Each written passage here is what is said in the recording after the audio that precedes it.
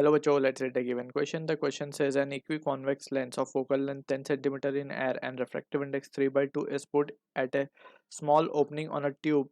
of length 1 meter fully filled with liquid of refractive index 4/3. A concave mirror of radius of curvature 20 cm is cut into two halves. M1 and M2 are placed at the end of the tube. M1 M2 are placed such that the principal axis AB and CD respectively are separated by 1 mm from each from principal axis of the lens. A slit S is in air illuminates the lens with the light of frequency 7.5 10 to 14 Hz. The light reflected from M1 and M2 forms an interference pattern on the left end EF of the tube. O is an opaque substance to cover the hole left by M1 and M2. We need to find the position of the image formed by lens water combination. So to understand this question, we need to understand about the concept of refraction from a spherical surface. refraction from Refraction from a spherical surface. तो इसे समझने के लिए we have to understand, let's suppose we have glass का कोई medium है हमारे पास जिसका रिफ्रैक्टिव इंडेक्स लेट्स से हम मान लेते हैं μ2 है एंड बाहर का मीडियम μ1 है. This is the principal axis we can consider.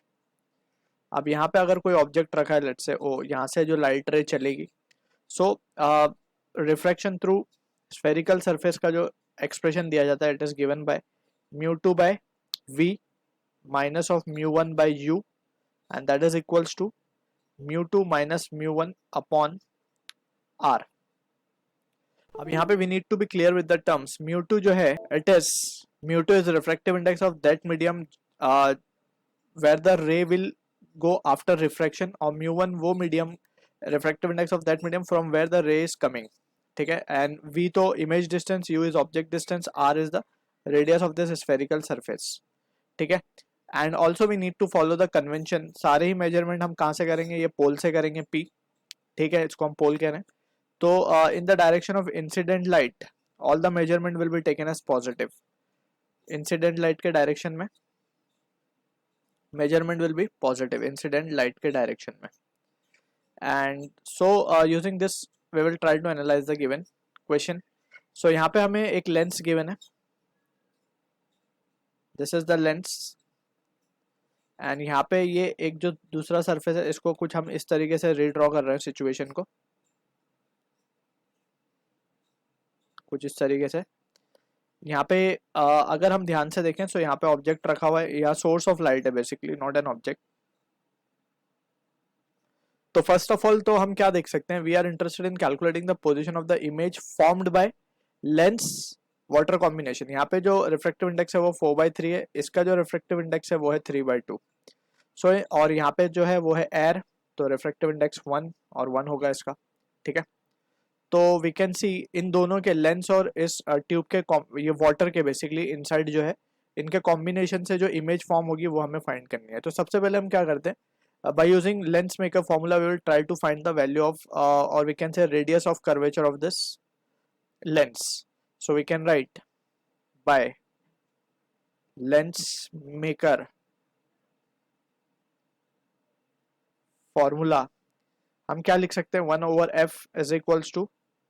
refractive index of lens upon refractive index of medium minus 1 into 1 upon r1 minus 1 upon r2. So ये expression में भी also we need to have the clarity. So mu l is the refractive index of lens, mu m is the refractive index of medium जहाँ पे वो lens रखा है, r1 is the first refracting surface, radius of first refracting surface, r2 is radius of second refracting surface. यहाँ पे हम देख सकते हैं क्लियरली कि जो लाइट का इंसिडेंट डायरेक्शन है, लाइट रे का जो इंसिडेंट डायरेक्शन है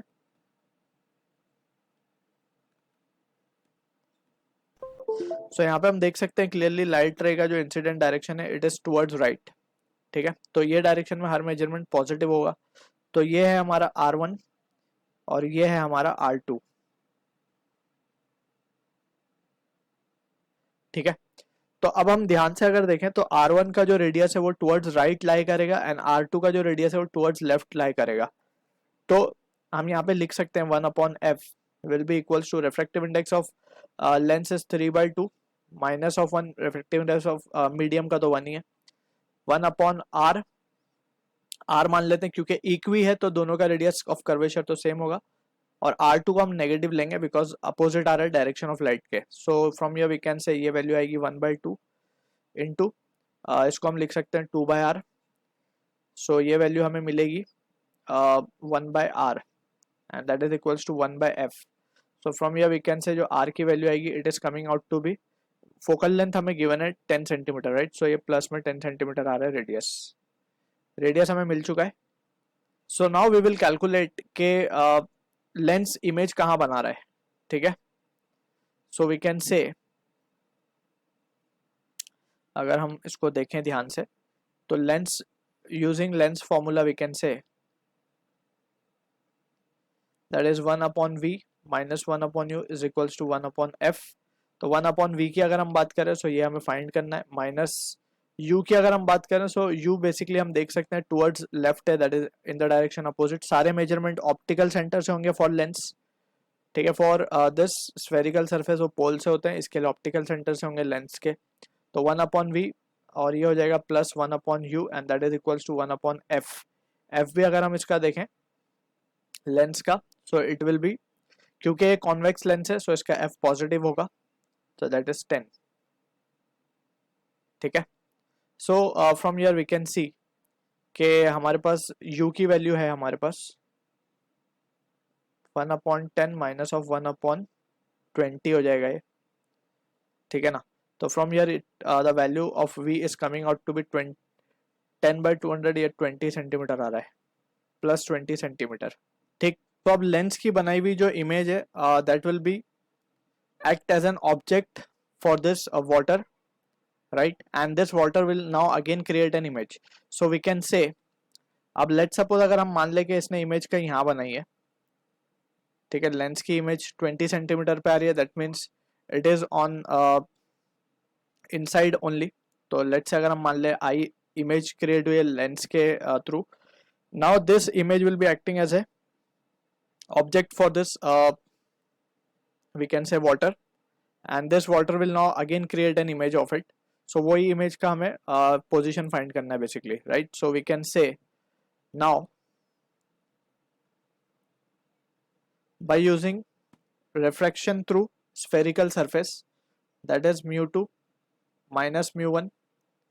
mu2 upon v minus of mu1 upon u and that is equals to mu2 minus mu1 upon r so now we have to be careful म्यू2 तो अगर वो medium है जहाँ पे हमने देखा कि ray will go after refraction तो आफ्टर रिफ्रैक्शन रे कहाँ जाएगी it will be going in the medium of refractive index 4/3 right upon we क्योंकि हमने देखा है यहाँ पे कि लेंस के बाद जस्ट वो स्फेरिकल सरफेस है तो अब ये लेंस का तो हमने निकाल लिया लेंस से रिफ्रैक्शन हो गया उससे इमेज मिल गई हमें डिस्टेंस ठीक है ये कहाँ बना रहा है उसके बाद जस्ट हमें स्फेरिकल सरफेस का भी निकालना होगा तो स्फेरिकल सरफेस के लिए हम देख रहे हैं तो it is moving in the medium water में जा रहा है उसके बाद ठीक है ना उसमें वाटर फील्ड है तो वाटर में जा रहा है मीडियम माइनस mu1 की अगर हम बात करें सो इट विल बी कहाँ से आ रही है वो रे it is coming from air क्योंकि हम यहाँ पे देख सकते हैं हमने यहाँ पे गैप छोड़ा हुआ है ठीक है so it is coming from air and finally we can say जो ऑब्जेक्ट अब यहाँ पे ऑब्जेक्ट डिस्टेंस लिया जाएगा वो लिया जाएगा 20 एंड टू बी प्रिसाइज यहाँ पे हम देख सकते हैं क्योंकि जो इमेज लेंस ने क्रिएट करी that will be acting as an object for this और इसका जो डिस्टेंस है वो पॉजिटिव लिया जाएगा because it is measured in the direction of incident light right so ये पॉजिटिव है and that is equals to 4/3 minus 1 upon R हमने कैलकुलेट कर लिया था इसका स्फेरिकल सरफेस का आर हमने कैलकुलेट किया है ये तो लेंस का था बेसिकली तो स्फेरिकल सरफेस का हमें रेडियस गिवन है let's we have to check it so it is been given तो इस स्फेरिकल सरफेस का रेडियस उतना ही होगा जितना ये हमारे लेंस का था दैट इज 10 सेंटीमीटर हमने कैलकुलेट किया है ये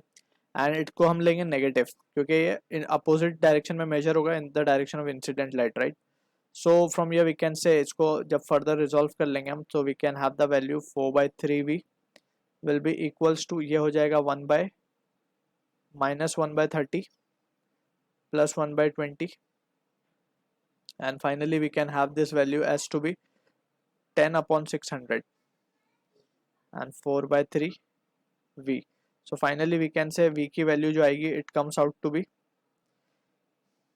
यहाँ पे हम देखें तो it will be 240 divided by 3, it is coming out to be +80 centimetre. यानी कि अगर हम केयरफुली एनालाइज करें तो फाइनल इमेज जो बनेगी वो यहाँ कहीं बनेगी एट अ डिस्टेंस